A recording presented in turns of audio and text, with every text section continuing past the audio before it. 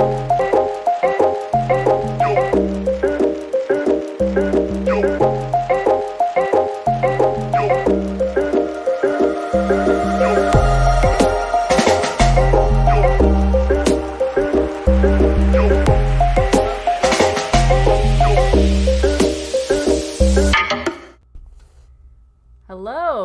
Hello. Here we are. We're here. How are you? I'm doing pretty good. Hanging in there. How about yourself? I'm good. Anyway, let me jump in and say I'm Tashelle. I'm a diversity, equity, inclusion practitioner and learning consultant. And I'm Melody. I'm a social ethicist and an author. Awesome. And welcome to Brave Space Live, where we're having tough conversations around anti-oppression, communal healing, and so many other things in this chill atmosphere where we have decided that we're going to try and wear hoodies every week, but I realize that I only have like 3 hoodies, so we'll see. I'm going to be comfortable. I'm going to send you, I have some Maine hoodies. I'm wearing my Maine hoodie because I'm very proud of my state here. Okay, I've got a checkered moose, and I'll have to send you a Maine hoodie so you can wear it. Absolutely. I'll wear it in Philly. Hoodie. Awesome. Exactly. So today we are talking about weaponized civility. Yeah. And we wanted to do this specifically because there's a lot of talk right now around things like tone policing and about niceness. The book Nice White People came out recently. Robin DiAngelo. Did I say her name right? DiAngelo. Nice. It's called Nice Racism. Thank you. There's another book called Nice White People. There's a different one. Yeah. Nice Racism. So this idea of niceness, tone policing, but the kind of the overarching theme is civility, what it means to be civil. And that's kind of touchy for some folks because they're like, oh, well, civility is always good. Why would I need to stop being civil? So we're not necessarily telling anyone to stop being civil, but we want to just have a conversation about it. Exactly. Yeah. So you said you wanted to share a story with me, and I really want to hear kind of like an opening to like you understanding civility and how it may work between different groups of people and what that looks like. So I want to hear the story. Okay, so my junior year of college, there was a group on campus of students who were trying to get the like 95% white student body to take a couple steps forward in their comprehension and understanding of racism. So they were doing a lot of like really great kind of guerrilla activism work on campus. Mm-hmm. For context, this is like a Midwestern evangelical campus where like there's a lot of like nice white people, right? But the book, I'm dating myself a little bit, but the book, Why Do All the Black Kids Sit Together in the Cafeteria, had just come out, and they were using this as like a touch point, this group of students using it as a touch point. So they had done enough activism that a lot of the students in the student body had never encountered conversations around racism. I literally met students from like podunk towns who had never seen a black person before coming to college. So, like, we're dealing with like a very high degree of like non-exposure to other ways of life and racial identities. Mm-hmm, mm-hmm. So tension started to flare on campus. And it kind of culminated when there was a chapel, again, this is a Christian college, a chapel service where 4 women of color, different ethnic and racial identities, got up and just shared about their experience being minorities on campus and how hard it was for them, and expressed a lot of pain and frustration. Right. That they felt unseen, they felt gaslighted, they felt talked over, they felt minimized, marginalized. Mm-hmm. And not a single one of them raised their voice, but they were expressing pain and asking the student body to hear them. I watched white student after white student after white student stand up and walk out in the middle of this chapel service because they literally couldn't hear what these women were saying. And it was kind of baffling to me. I didn't understand what was going on, but after that chapel service, things got so bad. Someone on campus created a fake "I'm a racist" Facebook group and was trying to get other people to join as a quote-unquote joke. It got really, really touchy. So the staff decided to intervene and hold a workshop where they tried to educate white students that, like, no, your whiteness isn't the only norm, and you need to, like, get your head out of your butt, to say it in a very, like, polite way. Yeah, understand things from a different perspective, or understand that there are different perspectives, I guess. That's probably a more polite, civil way to say it. So anyway, so one of the staff members named Ronnie, a man of color, black man, was stood up and he said, okay, I need you all to understand something. Responding to the fact that these women, sorry, this is a long story. Responding to the fact that these women in chapel were expressing themselves in ways that the white students weren't comfortable with. So Rodney got up and said, okay, I want to give you an example. In the black community, these are his words, not mine. In the black community, we might speak to each other in different ways because we see respect differently in our community. I want you all to think about this. I'm going to give you 2 examples and you tell me which one is more respectful. I'm going to talk to the student in the front row, a black student named Ernie that I've talked to ahead of time, and he's cool with this. So Ernie, I'm going to talk to you in 2 different ways, and you tell me which was the most respectful. And I want all you students to be thinking about which is the most respectful. Okay. All right. Here's example number 1. Ernie, hey man, I noticed you got a bad grade on your paper, and I really need you to try harder. Can you do that for me? Example number 2. Ernie, you messed up. You need to get it together now because this is not acceptable. Okay? So he asked the student body, which one to all of you was the most respectful? And almost everyone in the very white audience raised their hand. Of course, number 1 is more respectful. And then he said, okay, Ernie, which one to you as a black person was more respectful? He said, hands down, the second example was more respectful to me. So does the story surprise you? Number 2? You would pick number 2? I would say number 2, and I think part of that is this veil of like it's removed a veil of like respectability and opened a veil of like authenticity, right? So he said it plainly without beating around the bush, and he said it, but he was saying it from care. Like that's how I took the number 2 comment. So I'm guessing maybe that's how Ernie would have taken it and said in a different way. So I absolutely would say number 2. I'd rather have somebody, because also I think number 1 kind of also begs to like, you need to do this for me and you need to do this for yourself. And it's very like, okay, tell me what it is. Spit it out. Yeah.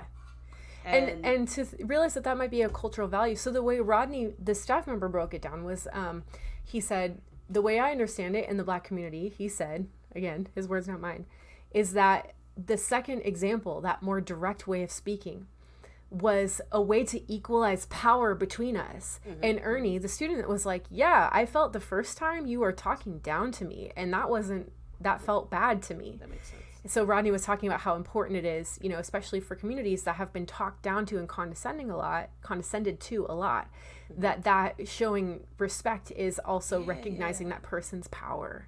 Yeah. Yeah. Does that ring true for you, Taisha? It does, because I just don't think that like I want someone. It gives very like authority. Like, oh, you need to do better, and it just doesn't feel authentic to me. I feel like if you spit it out, then you're willing to work with me. We're just talking, and you're saying like, you need to do better, man. Like this is I don't know. It just seems more authentic and it resonates more. Yeah. So that's really interesting. So I think we can definitely like make a distinction between cultures that value like authenticity over protecting someone's feelings versus like other cultures that value like protecting someone's feelings versus being authentic. Right. Like what's on the surface is like this. Yeah. So. Yeah. So we wanted to use that as a story to jump off because we really want to talk about civility. And I mean, and you talk about college. I worked at a college where they had an entire course for the freshman incoming class on civility. And I would watch this, and they would talk about holding the door was the most civil thing you could do. And I was like, yeah, until somebody who's not supposed to be there comes in behind you and you're not supposed to. Anyway, but we wanted to kind of have this conversation as we're jumping off to talk about civility. So Mel, if you we want to run down like what we are going to talk through and how we want to run the show, because we want to really be able to bring you different segments that we want to talk about so that you can follow us with our story and being able to have this conversation. So I wanted to give that disclaimer. Yeah, absolutely. Quick shout out to Rebecca Larson. It's so good to see you. And we hope to have Rebecca on this show in a couple of weeks. So yay, Rebecca. We're both fans of your work, and it's great to see you. Yeah, so what we really want to talk about civility. We were thinking about a metaphor that would kind of guide this conversation, and we came up with this idea of civility as being both a sword and a shield. So civility so often is a sword in the hands of white people, and there's a 500-year history to that one. Weaponizing civility. Civility is also becomes a shield for communities that need to use civility and play by the rules of civility to stay safe and or defend themselves. So it acts in both ways. But what often breaks down is that civility benefits white folks, and it expresses onto people of color in negative and not so great ways. Mm-hmm. Would you say that's a pretty good rundown? I do, because I mean, I think there are ways we can later get into like how I have to like change my voice and engage. I think we talked a little bit about that last week, but like what it means and how it expresses upon us, and what it in turns makes us look like if we're not playing by those set of rules. So I would say that the shield and the sword are both under white norms, in that it can be a sword, but then you can also protect yourself and say, oh, if you're not doing this, you're doing this bad thing. So I'm so ready to get into the conversation. Let's unpack it. Yes, that's a really good point. Yeah. Yeah. So the first thing we wanted to talk about was just calls to be civil. Do you hear this a lot? I hear it quite often. Like, let's just be civil to each other. It's kind of, a lot of people I think use it for like, stop being mean to me, or you're talking in a tone of voice that I don't like, or... Yeah, I think what we're hearing, especially now in this political realm, is that there's no civility left in the country. Like, we're so divided. You hear this every talking point on every show that talks about politics, that talks about, the state of America when it comes to race, or we are so divided. We are so divided. As if these things have not been like passed into law for years and years and now. But now we are so divided because and I'll say people of color, black people specifically, and even honestly, we're on TikTok. We see people like Modern Warrior and others who are just not taking it anymore. So we're like, now we're not being civil. So now we're so divided, right? So absolutely. So yeah, if we were just nice to each other, then we would get along. And these like horrible systemic oppression issues that we're having would just kind of magically float away if we could just be nice to each other. I just saw, and we're going off topic already, but I just saw a creator on TikTok make a video saying like how white people could be better allies, and like she got not just responses, but response videos from white people being like, well, we should just stop talking about race, and then I don't know, like, oh yeah, she talked. One was like, don't touch a black woman's hair without their permission, and literally she got videos saying, I don't know anyone who touches anyone's hair. I don't know any. It's like literally because you can't see it and it hasn't happened to you, it clearly does not exist. I've never eaten guacamole, so therefore it's not real. Right, like I never saw an avocado, so I never seen guacamole. Like she's made like 4 videos just full of the response videos that she's gotten from telling white people how to be better allies. And they're like, if we just have civil conversations, and the word civility just is very buzzword right now. Like, and it just, I can't. Yeah. Well, I think calling for civility. So we're going to get into the history of that word in a moment, and what that word has done in our many year history of as a country, really as a world.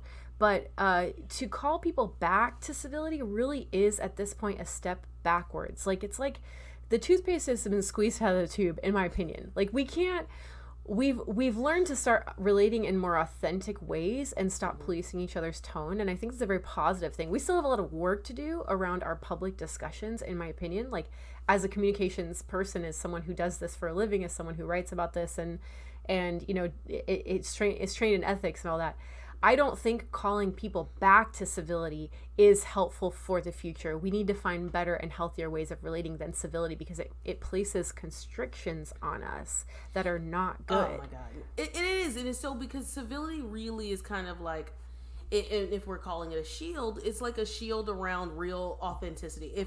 If this is authenticity, then the shield is civility. And it's like, we can have authentic conversations. They don't have to be tamped down. People's experiences can be expressed, and you can still be a nice person at the end of the day. Like, I don't know. We can get into that. Like, I'm just so like, anyway, let's talk about the history of civility. Yeah. Okay. Before we do that though, I'm remembering this story you told me of being at okay, let me see if I remember this correctly, and then you can tell the story. You were in an interview, a group interview, and they asked people if they could be famous for anything. What would they be famous for? Do you remember this? This was you, right? It was, yes, yeah. It was. Okay, please tell the story. So, yes, so my job was, we were at the job that I was working at a nonprofit, and we were going around having conversation. And everybody was like, if you could be famous and known for one thing, what would it be? And like 3 white people said, I'd be known for being so nice or so kind. And I was like, how do you, but what did you do? Like, that made you nice or kind? Like, they were like, I'd just be known for being nice. And I was like, me and my other black coworker were like,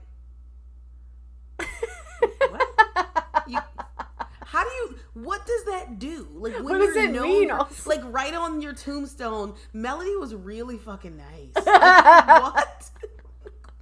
Or like, and I mean, I want to talk a little bit about the difference between nice and kind anyway, but like, totally. How can you be known for, like, are you a philanthropist? Are you an activist? What are you doing in the world? What are you doing to make you nice? And I was like, what? I can't even, and at this point I can't even remember what answer I gave, but it was totally not that. I was like, and yeah, oh my God.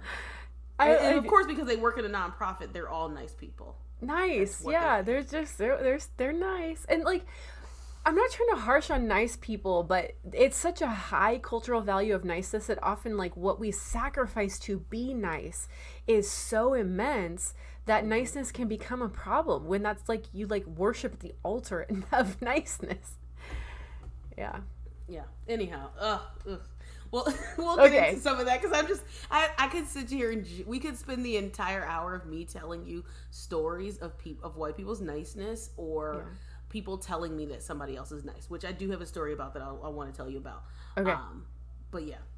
Okay. So tell us about a little bit about the history of civility. So, this is a sordid history. This is an awful history, and a lot of times it really gets into the way that we teach or don't teach history in our country.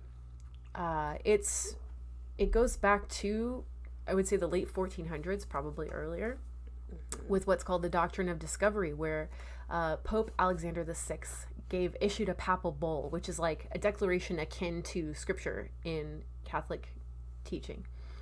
Issued a papal bull, a papal decree that said that Europeans were supposed to go into all the world and topple barbarous nations in the name of Christ. Those are the words of the edict. Barbarous nations. Topple them under the name of Christ and conquer in the name of Christendom. And so what happened is you had all these not just explorers, not just, assholes like Columbus and all those like Magellan and people going around the world in I think it's so interesting too, because this just happened to coincide with technological advances in shipbuilding. So suddenly Europeans figured out how to make really good ships, and they're like, oh, God told us to go take other people's land. God's here, and he said he wants you to get on this ship. Actually, he helped us create this ship for you to get on and go around the world. And so let's pay attention for a moment to this word barbarians, people who are not civilized. So civility from the beginning of colonization was like the principal mechanism and justification that white Europeans gave themselves for stealing other people's land, labor, and committing just horrifying human rights atrocities for centuries. Civility was the foundation. So to tell people today, we need to just go back to civility and not recognize the painful, horrible history that was the engine that fueled colonization. That's really problematic. Yeah. I mean, I can't even when we start to look at like etymology and we start to look at things like civility, civilization. It's like I'm like, there's a reason that all of these words have the same root word. Like it should, yeah. I can't. I'm like baffled by the thought of the doctrine, which I know exists, but yeah. Well, I think some people would argue. So, like, if I can like argue against myself for a moment. Mm-hmm. Well, that was a corruption of the concept of civility. Like real civility goes back to ancient Greece. This idea that, you know, we're going to build cities and be sort of democratic. But also, ancient civility was only for like property owning gentrified males. Like it also still had this conception of hierarchy and marginalization implicit in it. That like, Tayshella, back then, you or I would not have been able to participate in the civitas because we are women, right? Or presenting women. So civility, like, and then you get to like even more modern day, like the last, for example, again, this is sordid history, but the last residential school closed in 1972, I believe, where Native children were taken forcibly from their homes and put into these institutions where there were, again, horrible human rights abuses, including the fact that the reason we know the nutrition value that is necessary for human beings to survive is because Native children in these schools were experimented on and tested on and deprived of nutrients until they broke down. So when we're talking about civility, again, you're evoking not just the history of stealing land, not just the history of committing genocide, not just the history of millions of people taken into enslavement. You're also talking about the history of things like residential schools where Native people were civilized in order to, and the prevailing mantra, and I apologize for even repeating this, but this is for educational purposes, the prevailing mantra of these schools was kill the Indian to save the child. Right. So the concept was we have to save someone's soul by forcing them to become civil, which means looking and dressing and speaking like us, having Western Europeanized hairstyles and dress, and not being permitted to speak native languages, not being permitted to practice native religions. In fact, it was illegal for natives to practice their religion or wear native garb until the 70s as well. So you're evoking this idea of forcing people to become civil and saying that civil, in the long history of our country, civil has had to look a certain way in order to count as civil. So native ways of governance, native ways of peace building and justice making, none of that counted because it didn't look Western, it didn't look European. So again, I think that brings us into the next part of our question is like, who gets to decide what civil is? Right. When we say, just be who civil. Who gets to decide, or who is deciding? Because when you think about like the history of civility and up until now, right? It exists in a certain plane, and there's only certain conversations that can be had, unless and until you take certain things from a culture and decide that that's even more beautiful, but only through the lens of whiteness, right? Yeah. And again, I think we said this last week, when we're talking about whiteness, we're talking about an ideology, an overarching way of being, a norm, and not individual people specifically. Now, individual people do play as actors in that system, and when we're talking about whiteness as a system, but it becomes this conversation there where we think, I think of even things, and we'll have countless conversations about this, about how things become, like yoga becomes something that, when you think about yoga, that you think about like a thin white woman doing yoga, but that's not where it comes from. And it's usually mid to heavyset Indian women doing, this practice, right? So we can take things from another culture, but we have to have them through the lens of whiteness. So it stands out to me as one of those, like, who gets to decide what the norms are, whose etiquette rules do we follow, how do we, like, who decided that we needed 4 forks on one plate setting, right? Like, what is etiquette, right? And I think about that all the time, like the salad fork, the dessert fork, I'm like, what, 1 fork, and who decided that you had to eat with a fork anyway, right? Like, why can't you have food and have just food and eat with your hands? Yeah. But But I'll civility is digress. no, civility is so synonymous. And like when I think civility, I think having a British Tea Party. Like that is like one and the same in my mind. And I've done like a fair amount of like deconstructive work around this concept, but I still associate those two things as being like, Oh, absolutely. I think about like old English dress with a long petticoat skirt, and I'm like, oh, just be civil. And let's just be civil. right, and I'm going back into that accent I said I wasn't going to do last week again. But it is one of those things, and I just, so we all know what it's rooted in, even if you are a part of it, or if you are like me as a person of color or a BIPOC person, you still know what it means. But often, like, what we're trying to do now is deconstruct that process for ourselves, that thought process for ourselves, and what does it mean to live? Because that's what, why are all the, as you mentioned earlier with, I think it's Beverly Daniel Tatum's book, Why Are the Black Kids Sitting Together in the Cafeteria, what it looks like to be a certain way outside of your home or when you're engaging with white people, and how you have to act to have these conversations, right? To be civil with people. But it's just a lot of, there's a lot that goes into that. There's this, what we call dual consciousness, right? And dual consciousness being living in your own ethnicity, your own culture, and then also having to understand the norms and the customs of white culture as well, to be able to live and thrive in the society that we live in, called America, and honestly other places in the world as well, right? So I just wanted to kind of define dual consciousness or double consciousness as it stands as a definition. That's a great breakdown, and to highlight the fact that so many white folks, unless we really take the time to try to understand that, because we don't have a concept, and we are taught not to see that. We are taught not to have a concept of that.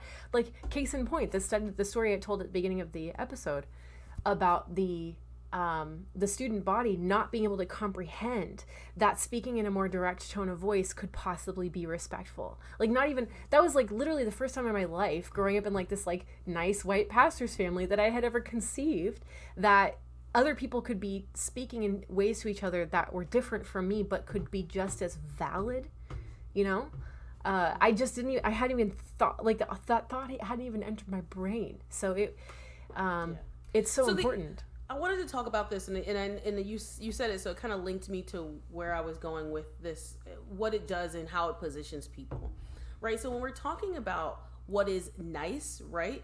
White people get the moniker of nice with having done nothing. They just get, like, I come from a nice family. Like, black people don't usually say like words like that. Like, I come from a nice family. Like, what does that mean? And I think when we're talking about civility, what it does often to white people is it places them as perpetually innocent. Like, when you hear things like, you can hear terms like, or thought processes like, I'm from a really sheltered family. I come from a really sheltered area, right? That presumes that someone else outside of the sheltered area that you call, or what you consider sheltered, is bad or mean or could be, or a potential threat, and you are perpetually innocent because you were sheltered away from things. And even when people of color say it, they often mean they grew up in the suburbs adjacently or close to white people as well, right? They'll say, I grew up sheltered. And I had to tell people, sheltered from what?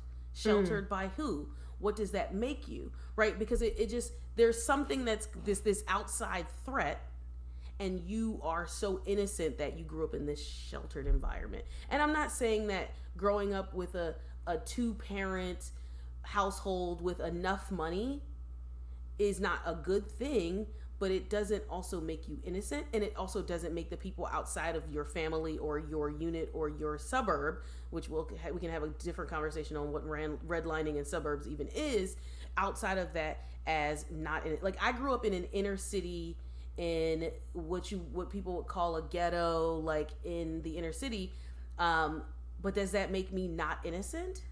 Like, I didn't grow up sheltered. So what does that mean? I grew up in a house, so technically sheltered, but what does that mean?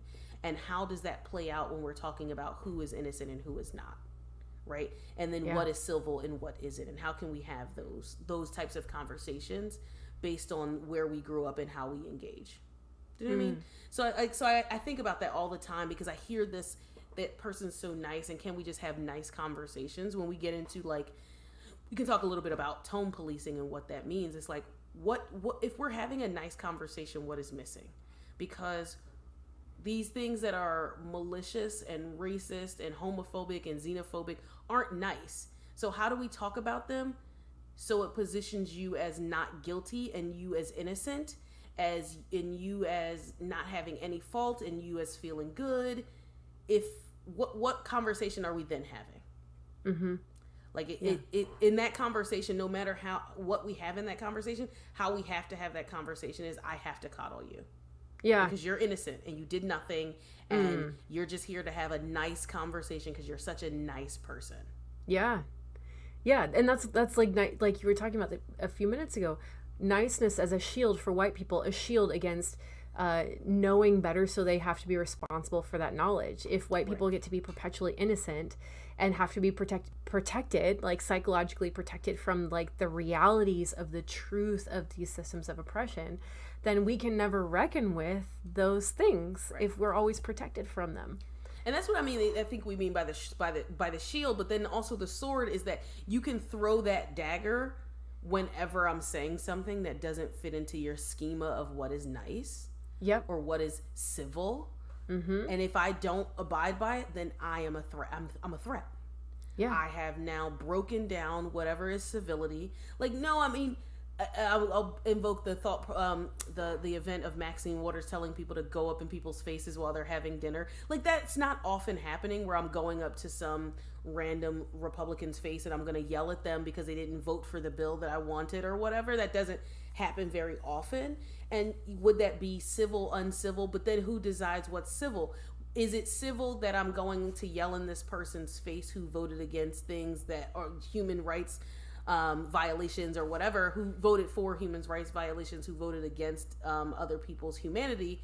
Or is it uncivil that they did it in a, like, even the way I'm thinking so deeply into this. This is probably good. That's what this is for right now. Yes. But like, so is it uncivil that I yelled at them while they were having dinner, or is it uncivil that they voted against DACA? Right? Like, is that the thing? Or is it so the thing I'm thinking deeply about that makes me even think more as we're having this conversation is the way our Congress is set up. And doesn't matter if it's Democrat or Republican. We're voting on people's humanity in suits and ties with gavels, and you get to talk now, and you get to talk now, and you get to talk now in 5 minutes and yield. That's civil, but we're literally voting against people, putting kids in cages, running coups around the, like. So as long as we do it nicely, you should be able to go out and have dinner, and I should not yell at you about it. And if I go to the courthouse and I'm yelling at my congressman, then I'm going to get arrested because I wasn't being civil. Like, that is just such a mind bend for me. I can't. Totally. No, it totally is. Like, it's really wild that you're right. We can have this like polite conversation around who gets human rights and then just like, then I'm off my job now.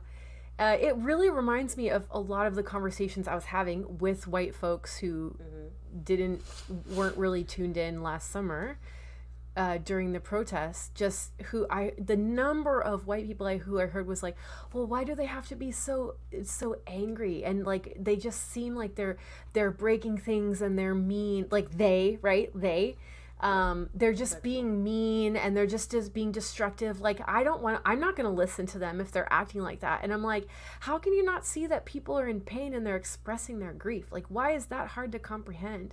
And you and I've talked a lot about in the past, like how racism is fundamentally a failure of empathy. It's training our senses not to empathize with other human beings. But yeah, this idea that like, I'm not going to hear you at all unless you are being civil according to my definition of civil. Right. Even if you're expressing immense pain and frustration. For example, if your communities have been protesting police brutality for 60 years and now millions of people are protesting and there's still no congressional action, you have a right to be angry about that. You have a right to cry and trash stuff in the streets, in my opinion. If that's like, if it's either between that and losing hope completely in the democratic process or the country itself, like, I don't know, like, at least people care enough to be out there protesting. Like, I don't understand why it's so hard for some people to see this. And I'm not trying to say, like, I'm necessarily righteous for being the one who can see it, because I've had, like, people like you, Tychell, who have taught me so much about this stuff and allowed me to help me see with new eyes. But I feel like I'm ranting a bit. Yeah, no, well, we can go into this for days. Yeah. So one of the things I wanted to do is kind of talk a little bit about how it expresses onto people of color. Yeah. Right. So when we say, and I'm going to tell you this, this is my story, at this time. So like, I just feel like, so I've had so many incidents where people will tell me that somebody's a nice guy after they've done what I'll term a racial blunder. Okay. Or, you know, and it can be a form of a microaggression, or they've done so. And when we say microaggression, it is a slight or act, often unintentional, that happens. And sometimes people refer to them as backhanded compliments, but not all microaggressions are that. Actually, microaggressions is an umbrella term for micro inequities, micro assaults, and micro invalidations. And the term was coined by Daryl Wing Sue in 2010. I know all of this because I do a 2-hour workshop on microaggressions. Yeah. I do a 2-hour workshop on microaggressions, so we don't even have enough time to sit here and just break all of that down. But micro assaults are when you display something like a Confederate flag or a swastika. Like, it's in my face, you did it intentionally, but that's a micro assault. And the only reason it's not a full assault is because it's not physical. Okay. So a micro invalidation is just saying you're not here, you don't understand, you are not welcome, right? So that's like serving a person of color. Serving a white person before a person of color in a restaurant, something like that. Okay. Micro invalidation. Mm-hmm. And then a micro inequity, a micro inequity is serving a white person before a person of color. A micro invalidation is like when you ask an Asian person, where are you from? Where are you really from? And they're like, I'm from Boston. And they're like, but where's your family from? And it's like you're a perpetual foreigner in this country that you may have been here for, because then the only people who belong in this country are white people, right? So it's like, where are you from? It's like, okay, but where are you from, Todd? Like, what does that mean? So I constantly have things happen to me where somebody tells me that this person is a nice guy. Like, never fail, always. And one of the more surprising ones is I was working at and I say institution, but I was working at a university, and I was at a meeting with the president of the university, and he called me by another black woman's name, right? And he goes, yeah, Tasha, I'm going to call that person Sheila. And he's like, hey, Sheila. And I'm like, oh, that's not my name. And he's like, yeah. And he was like convinced it was my name. He was like, yeah, Sheila. And then he looked at other people and they were like, no. Why would you lie about that? I don't think he was lying. I think he was like telling me like, yes, that's you. And I was like, no, why would you lie about your name? Oh yeah, why would I lie about it? So then so he he fumbled around and all of these different things, and then he proceeded to name every other person that was at the table with me, I guess like to show himself that he wasn't like he knew names. But the problem wasn't that, and I was new, so I didn't expect him to really know my name, but he called me the only other black woman in our department's name who had been there for 2 years at this point. I had been there for about 6 months. But he should know that you're not Sheila. No, I don't expect the president of the university to know my name. Like, I just work here. That's fine. Sure. I mean, probably he should, because there's like only 5 black people who worked in the school that I knew of anyway, to the point where me and another black person, we saw each other in the hallway, we hugged. We didn't know each other at all. We were just like, hey girl, you, me, us. So anyway, so he called me this other person's name. He called me Sheila, and I was like, I'm not Sheila. And after that, like every person who I brought it up to, or who brought it up to me, they'd be like, yeah, I heard but he's such a nice guy. I know he didn't mean it. He's such a nice guy. I know he didn't mean it. He's such a nice guy. I'm like, I know he didn't mean it. Like, he didn't mean to call me Sheila, or he wouldn't have tried to correct himself. Like, I get that.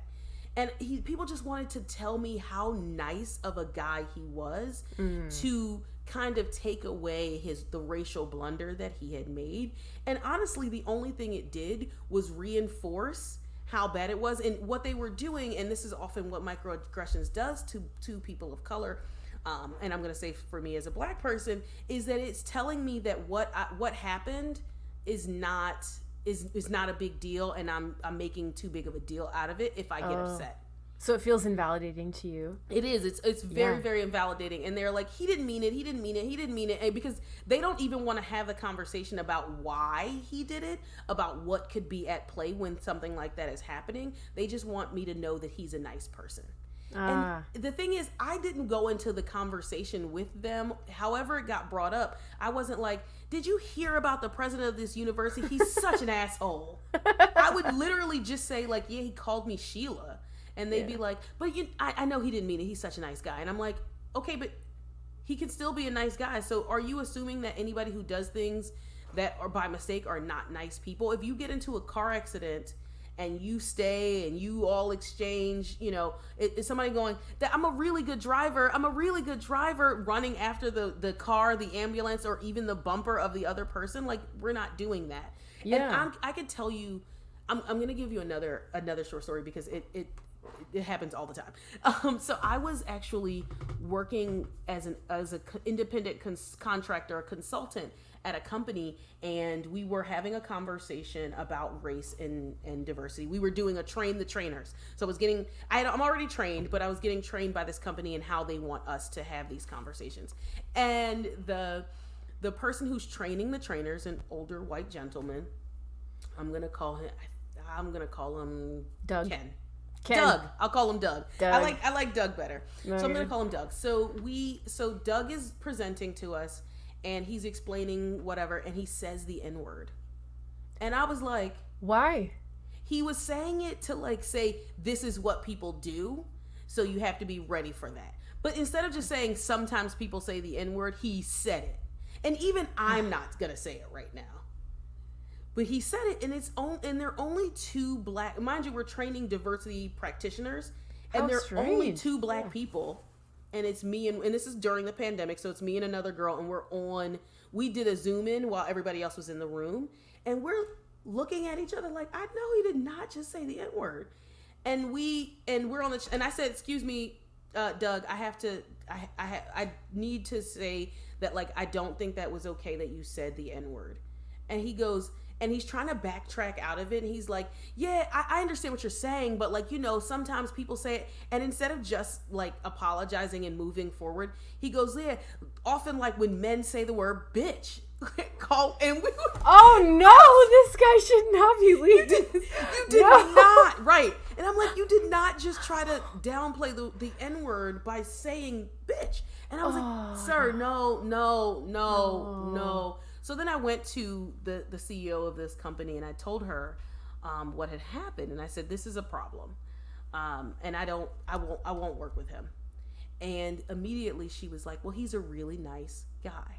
Oh my God. Yeah. And this person, the CEO is somebody I know pretty well. And I think it's just so ingrained in white people to combat the racial blunder that somebody has made with that term. And I'm going to call it a term because it's not genuine.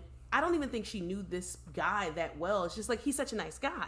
Well, okay, what did he do? Give you $1, buy you coffee one day, give you $1 for your coffee, or buy you a bagel? That makes him a nice guy perpetually, and nothing he does or says is wrong.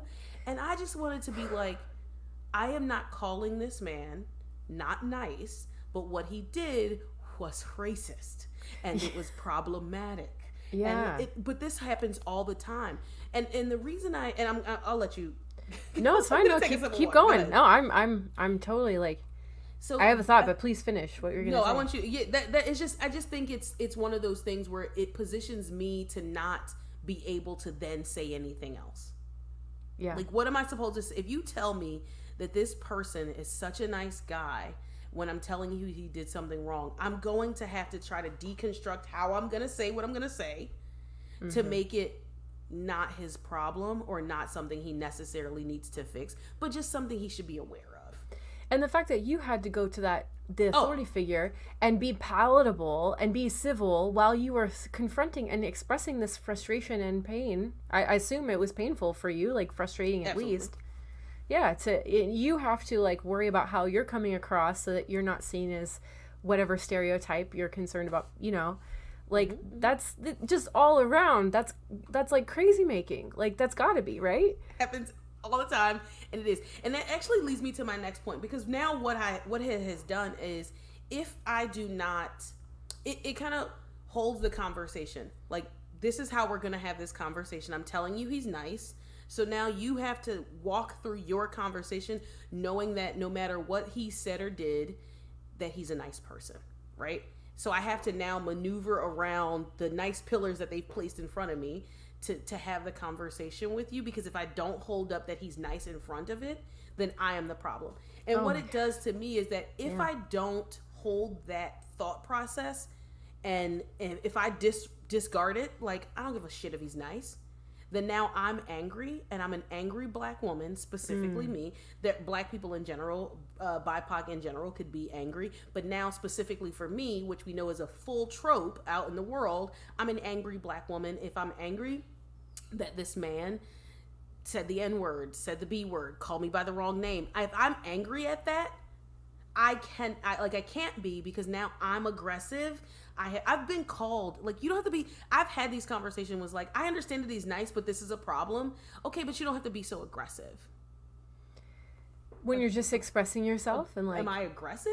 Because here's the thing, when you say, and it's the same thing, it's part of the reason we even wanted, when we had this conversation about calling this show Brave Space, is because people would often say, this is a safe space. And I'm like, okay, but, or I don't feel safe. People would say, I don't feel safe in this conversation. I don't feel safe. It's like, well, okay, but do you physically feel like somebody's going to attack you? No. Oh, okay. Well, then you are safe. You're talking about being comfortable. And if you're not comfortable in this conversation, then I'm an aggressive black person who's so mean. And now, like, your position, I'm like, I can just see me turning into the Hulk as we're having this conversation. And you're so innocent, like, he's such a nice guy. I'm such a nice person. I'm like, so it's dumbfounding, and it is incredible. And it not only is it frustrating, because that is the bare minimum of what it is. I can hear my dog. Sorry, my puppy's he howls at everything. But like, it's the bare minimum of what it is frustrating, is that it is so much work to get through to be able to have this conversation.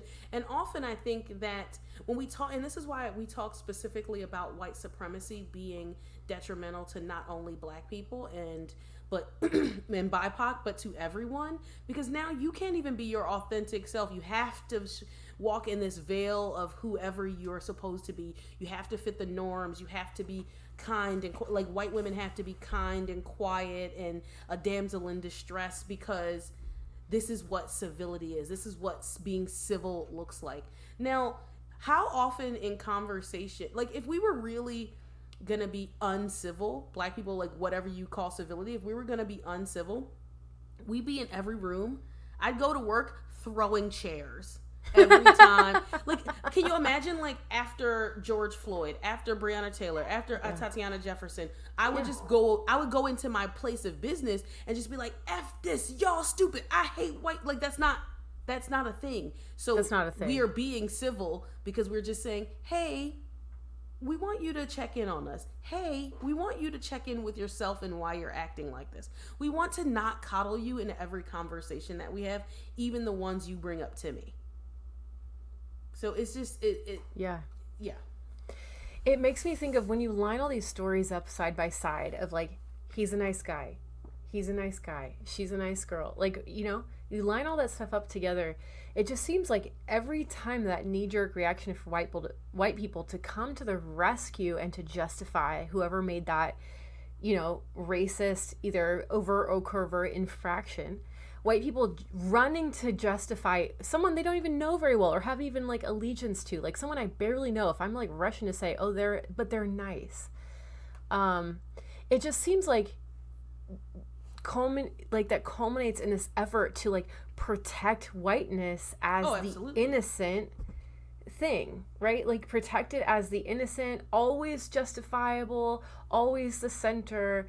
never can be questioned, you have to assume positive intent all the time, never, like, and every time we fail to apologize and fail to make things right, like, we protect that thing. Mm-hmm. The thing being white supremacy as a system. We protect white supremacy as a system. Thank you. I was searching for the word to call it. We protect white supremacy as a system. So yeah, so maybe white people who are watching, like, maybe don't rush to defend a fellow white person. And maybe I think don't. The place that it needs to happen first, that it often happens, is when you're saying something that your racist family member said. Oh my God. And I did it when we were teaching our class.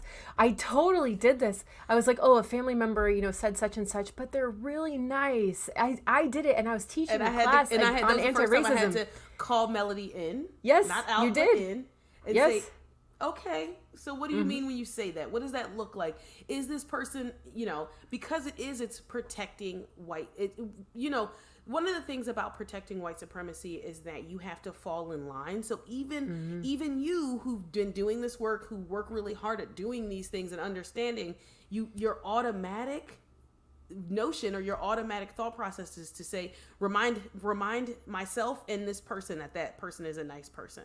Yeah, it's knee-jerk. It really is like an automatic reflex for me that I have to, like, consciously fight against, to say, no, I'm not going to let them or myself off the hook in this. Like, that's not fair. Yeah. I'm seeing Claudia, I can't read this name fully, says white supremacy culture rewards people who protect white supremacy. Yes, Absolutely. It does. Absolutely. 100%. That's a great comment. Absolutely. It has to. Because if I protect you, then I move up in the system. If I don't say anything, then I'm protecting the system. So that kind of brings me to the last point before we go to our next segment. But is the difference between nice and polite and kind and humility.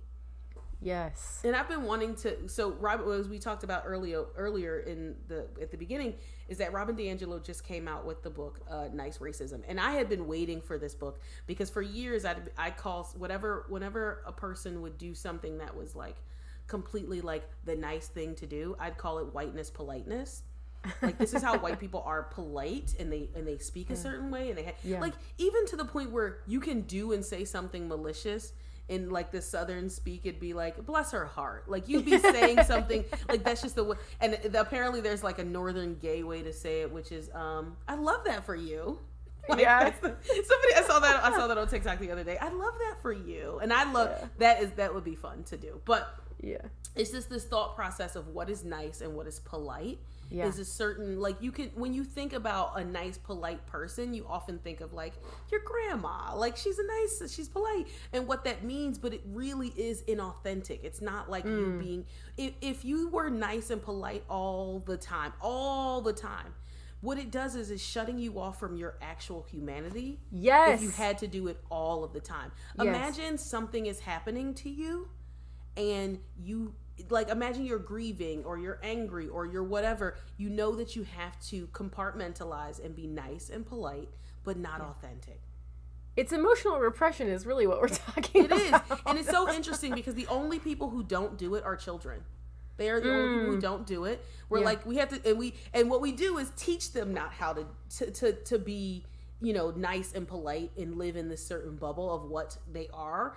When they have tantrums, when they're feeling a certain way, when they just don't want to. Like, could you imagine if you just got to, like, go somewhere and scream and have a tantrum, like, when something happened? Right? It would be really cathartic, honestly. I wish we had more space to actually say what we think. Absolutely. And you do. The thing is, you just have to learn how to do it, right? Like, you have to learn, you have to flex that muscle. But I think being nice and polite really takes away from what it means to be kind, because nice and polite are very surface level. It's very what you see, but it's nothing below that, right? It's the bread of the sandwich and nothing in between, right? So being kind is what it really means to go when you're going deep. Like, I don't care to always be nice. I'm usually honest, and I'm not saying I'm honest to be like I'm a bitch and I'm just gonna say whatever, but I'm gonna be authentic in how I talk to you, and I'm gonna be kind in how I talk to you. I'm kind to the point where I would give you the shirt off of my back, but I'm gonna say, okay, but what's going on here, right? Like this is what you want and I'm trained as a therapist, so this is what you want your therapist to be. You want your therapist to be kind and understanding and authentic with you, rather than her just being nice because you may not get anywhere. Yeah. Right. And then just this sense of humility that you don't get to have, like having this humility where you're like, I understand what someone else is going through, and I'm going to engage with them on the standpoint of where they're coming from, even if I can't see it or I don't understand it. If I'm going to believe that they're going through it, and I'm going to engage with them authentically about it. Does that make sense? Oh, that's a cool definition of humility. Yeah, I was going to ask you what you meant by humility, like what that word means to you, because it means a lot of, for some people it means like very like self-browbeating, like talking yourself down or like devaluing yourself, and I've heard that used like in that context a lot. So I really like your definition a lot better. Right. Yeah, it is. like I mean, you don't understanding you're not the center of the world, basically. Exactly. Yeah. Right. So I think there's a Jewish term. I went to High Holidays at a university one day, and they were talking about it's a scripture that's like, the world was created for me, where God says the world is created for me and everything in it, and then on the flip side it says I am but dust to the world, right? Like just balancing that you are like God, everything that's here God put for you, for those who believe, you can call it the universe or whatever works for you in your belief system, but understanding that you are a tiny speck, but then also God loves you immensely. The universe is here for, but that's how you care for the world. And that's where I think when we go back to things like indigenous engagements, like we understand, or indigenous practices, we understand that we can, eat off the food chain, but also give back to the earth, right? It's cyclical instead of hierarchical. I love that like call back to balance. For me, my working definition of kindness is the perfect blend of love and truth. Right? It's not loving if you're only harshly telling the truth in a way that like destroys somebody, right? But it's also not loving to not have any truth at all. And sometimes, like, so often niceness boils down to this. We're literally going to perpetuate dishonesty because we're so afraid of rocking the boat. We're so afraid of getting into real conversation, being authentic, like we've talked about several times in this conversation. We're so afraid of disrupting systems, disrupting norms. We're so afraid of disrupting relationships and what that might mean. But it's just so... I guess at the end of the day, like what I'm realizing as I'm talking is like niceness is really based in fear, whereas kindness is based in love. And I think that's the difference between the two. Yeah. So we could probably have this conversation for another couple hours, but I want to get into another segment, and this is something that we talked about, kind of like what's going on in the world. So I wanted to bring to Mel something I saw on social media today, and it was a firefighter in, I believe it's New York, it might be Boston. Okay, wait, I'm gonna pull this up so we can get a picture. A visual. It's very important. Ridiculous. So a firefighter, a female firefighter, a black woman, is suing the department, or she's suing a mural arts program that did a mural of the heroes. And so she did they did the mural, and she's a black woman, and then she's in the picture with two white people, and they painted her white. Like, they legit, she's a person of color, and they painted her white. And if you go see it, I saw it on the Shade Room. It came from, I think, Daily Mail. But if you go see it, not only did they paint her white, they made this woman look like a ghost. I'm gonna put it up. Okay, I think I figured out how to hit. Oh my word! It's just so Did bad. You find it? Yeah, I think I did. Let's see if I can pull it up. Yeah, please keep talking. So she's here. It is. So the picture of her is at the bottom. The picture of whatever white amalgamation of a ghost man is at the top. Oh my god! And it's just so bad. What? Oh no. Let's see. If that thing appeared in my home, I would that's enough to haunt your dreams right there. Because it is not. And if you're not seeing this on TikTok, please go to Brave Space. Look it up. And you'll see it. But or go to the Shade Room or Daily Mail on Instagram. And they painted her. But I see that image and I think that's a ghost. It looks like they a not ghost. Finished painting? And apparently they depicted other people poorly as well. So was it just a bad artist or but it's also Florida. I just Florida. Florida. Okay, if you're from Florida and you're watching right now, sorry, I won't apologize. And no, actually, you already know. You already know, right? You already know.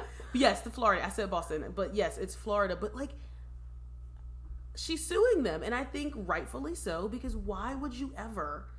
Not only did they make her white, they made her a white ghostly man. It's not funny. I'm sorry. I feel inappropriate for laughing. It's so wild. It's so not okay that someone would think it's okay. In what universe would you think that would be okay? What's that? The deeper part of it being because they were painting heroes. Is she not a hero? Is she not worthy of being talked about as a hero here? I just don't. I don't know. Thoughts, any more thoughts? That erasure. It's full blown erasure of someone's identity. I can't. When I saw it, I was like, now what now? Now what now? Yeah. So yeah. I don't know. That was my WTF moment today, and I was like, I cannot. So I just can't. I cannot. So the last thing that we'll bring to you, and I don't know if we'll go back and forth with this segment about things that freak us out during the week that are really, what the heck just happened? Right? Yeah. What the hell? And the last thing we wanted to do, and we'll do this weekly, is bring you, before we close out. I know that we're at time on our show, but we'll keep it going, and you can always, if you have something to do because you were going to be on from 8 to 9, that's great. We do post them at bravespacelive.com. bravespacelive.com. Yeah, let me make sure I'm saying we broadcast live every Tuesday 8 p.m. Eastern. Yes, and then everything's posted Facebook, YouTube, Twitter, and I don't think TikTok saves the live, but you can watch it live on you can watch it later on any of those platforms. But yeah. Yes. And our website. And our website. Everything's on the website. bravespacelive.com. Yeah. So we want to bring you questions, and if you haven't sent a question, please send a question. We will this person asked to be anonymous, so I'm going to read the question, and please do it's 9:00 at night, so don't make fun of me if I mess something up. But we wanted to kind of go over this. Actually, Melody, can you read the question this week? And then sure. Because I found it, so I would like for you to read it, and we can both give some answers. So this is brand new to me. I haven't read this yet. So okay, my friend was watching a home decor television show and was describing the episode to me over the phone. Do you know the race of the ethnicity of the person who submitted the question? It's a white person. A white person submitted this question to us. Mm-hmm. Okay. Mm-hmm. So my friend said this particular episode featured a gay couple who appeared to be handsome and wealthy, and my friend also mentioned that one of the gentlemen was black and the other one was white. I felt it was wrong of her to bring race into it because no one's race should ever matter. So my question is, am I being anti-racist if I refuse to use race as a descriptor? Tashel, you go first on this one. So I think two things are at play here. And this is, you can always submit your questions on Brave Space Live, and we will answer them. You can ask for us to leave you anonymous, as this person did. Yeah. So two things are at play here. We have to understand what the definition of anti-racism is, right? And then we also have to understand, what is being asked, right? So first, race can be a descriptor. It's how you talk about it, right? But then also, I'll put that aside for a second and say that what an anti-racist is, and at one, being anti-racist and versus anti-racist, we use the moniker ally a lot. Ally is not like a stripe you get on your shirt, a logo that you become and stay forever. It's and this is right, and this is why verified anti-racist. Ally. Exactly. I'm verified. I got a blue check on my ally. on my allyship. So that's why we changed it into like co-conspirator. Ally is what you do. It's a verb, that kind of thing. Being anti-racist is that you don't have to be free from racism, but you have to be actively working against racism to be doing anti-racism, to be anti-racist in that moment. Because the moment you stop working against the system and stop pushing, then you're no longer being anti-racist at that moment, right? It is a moment-to-moment thing. It is a thing. It is a project-to-project thing. It's like you're a subcontractor in the world of racism, and you got to keep your job. You got to keep doing stuff. You can't just be anti-racist. Like, we're not gonna pay you while you off the job. Like, that's not the thing. So being anti-racist is an action of, fighting against racism. Now, I would say race as a descriptor is not a problem. I think what this question is kind of leading to is color blindness versus seeing that person. So if you say there's a black guy, and I've had this happen to me. One day I was at the pool and somebody was like, yeah, there's this guy, he has a dog, and they were describing everything about, he has curly hair, and I was like, he's black? And they were like, oh my God. It was like they were holding their breath. Oh God, you said it, thank you. I didn't want to be rude, and I was like, no, if they're black, especially I think because that person was saying something negative about this person, so they absolutely didn't want to say this person's race. But in this case, I don't think that using race is a problem. If you don't use race as a descriptor, you're saying that the person's race is bad. Race does matter. Now, is race biological? No. Is race more phenotype? Yes, it's what you look like. And that's the difference between biology and phenotype. Phenotype is what you appear to be, what you look like, right? But race matters, especially in our country. Race can stop mattering when we take it off of every form that you have to fill out, when we pull it out of that's when maybe race won't matter, when we're having these conversations and there's no need to. But I think you can say, yeah, there was a black couple and a white couple. I mean, there's a couple and one was black and one was white.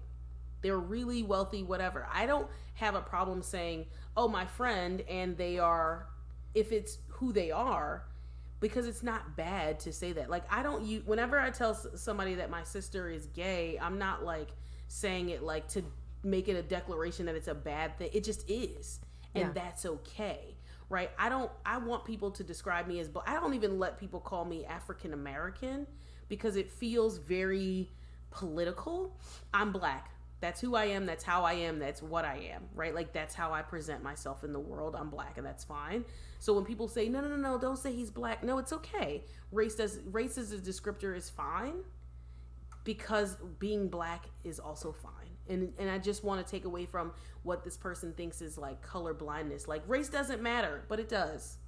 And if you can't see me as black, then you can't see the struggles and the successes that come along with me also being black. And I love being black. I would take away some of the racism, but I'd still want to be black. So how do you feel? How do you feel about the read? Like, it's okay to point out people's races because we're allowed to celebrate, the fact that there are many types of race. Although for white people, it's like we don't want to celebrate white power, so like that gets complicated, right? I mean, but you don't have to when you're celebrating, you don't have to, you can say that you're white because that's what you are in America. That's what the descriptor is under there, but you don't have to be like, yes, white power. You can be like, the only reason we'd say power in any context for black people is because there's a lack of, right? So, but you could have like black pride, you could have, Scottish pride, you could have Italian pride in whoever you are. Yeah. But just to not see it is false, because you can see that person is black and that person's race matters, especially to the person who it is. Like, it matters that I'm black. So I think when we're talking about it, and I want to make sure I got the question right. Like, I think color blindness, the opposite is like color brave is what they say. Like, that's color brave.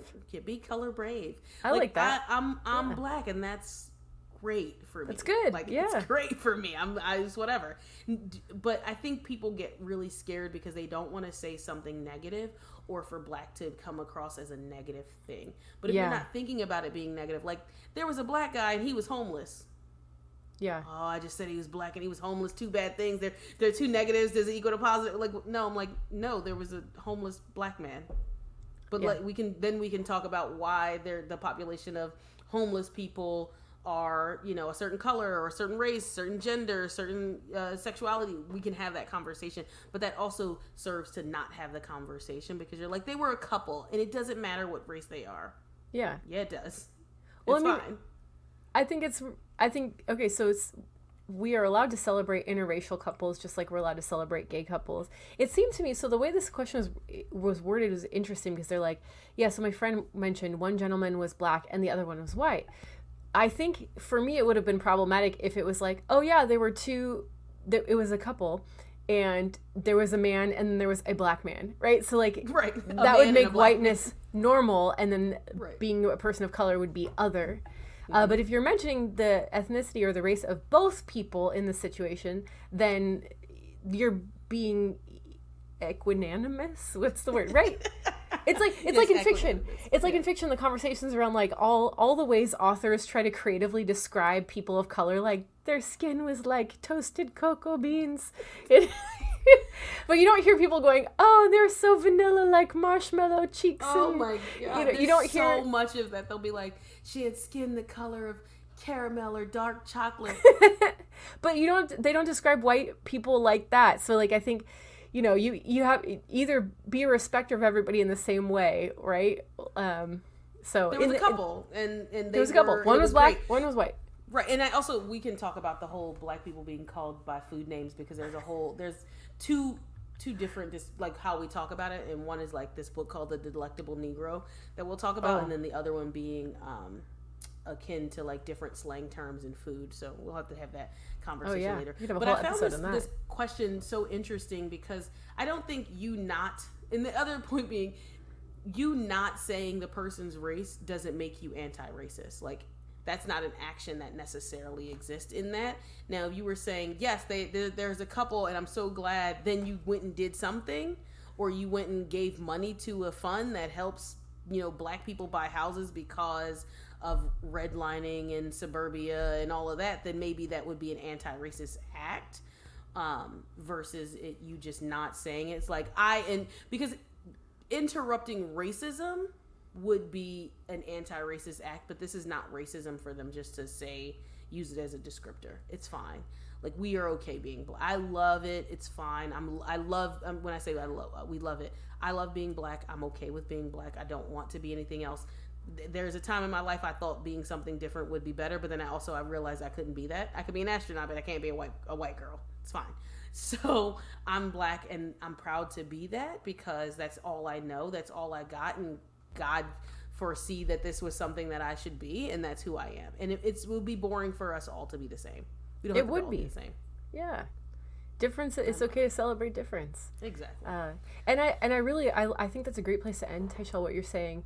What I'm hearing you say, and correct me if I'm wrong, but anti-racist work as a verb is something that is active, not passive. Like to just like refrain from engaging that's not usually anti-racism. No. And if you think about it from we all know, well, most people know that the term anti-racist was coined by Ibram X. Kendi, and he talks about it being an act against racism. Like to be anti-racist is an act against racism. And often he's talking about it in a very policy way, right? To be anti-racist is to create to work against racist policies, right? And we can talk about that and what that looks like. So there's not really one individual that is an anti-racist. They're working against if you are working against racism, then you are doing anti-racist work, right? And whatever that looks like. But the moment you stop doing it, then you're not doing it anymore. You're not doing anti-racist work because the system is set up for white people to be complicit with white supremacy to get along, even though it's hurting them as well, which we'll have to have, because a whole other conversation that we can have. So message of the day, disrupting racism is also disrupting civility in many ways, but let's be brave, let's be bold, let's do it anyway, because this work is really necessary so that we don't have to have this happen in our society anymore. Right, and be having these conversations that sound really robotic, and we can just be authentic and talk about what's actually happening, right? We should just have everyone wear hoodies and Have 7 microphones and talk real talk, and just don't be fancy. Don't have your 4 forks. Just have 1 fork. Eat some spaghetti. Why y'all got so many forks? There's too many forks. I agree. We 2 did spoons, 2 forks, a knife. I'm like, what is this? You know, as kids, we did, like, we had a lot. My parents, like, we didn't do cotillion, like, per se, because I grew up in California. That was, like, more of a Southern thing. But we definitely, like, had, like, the little old ladies in our church were conscripted to, like, teach us how to have manners. And they literally, like, put us in pearls and little gloves and hats and, like, did tea parties so that we could learn to, like, use the proper forks and stuff. Like, I guess, I don't know how that served me in life. How does shrimp have its own fork? There's a shrimp I don't know. fork. Why? Does shrimp have its own separate... Y'all gonna Why tell does us shrimp out there. get to be that special? I can't even eat shrimp. I'm allergic. But still, we'll You figure are? it. Anyway, yes, I'm allergic. Learning Definitely. so much we'll about talk you. it. This is Anyway. great. Well, have a great night, everybody. Thank you for coming and engaging with us on TikTok, on YouTube, on Twitter, on Brave Space Live, everywhere. Everywhere. Facebook. Yep. Facebook. Did I forget Facebook? We Facebook. are in all the feeds all the time. Okay. We'll be back next week, Tuesday at 8 p.m. having another conversation. Hopefully we'll get one of my DEI friends who I've partnered with on some work to have a good conversation with us. But we'll be back. We'll be back. We'll have every Tuesday. Our hoodies on. Yeah. We'll see you all then. Roll that outro. I'm rolling. Bye. Bye.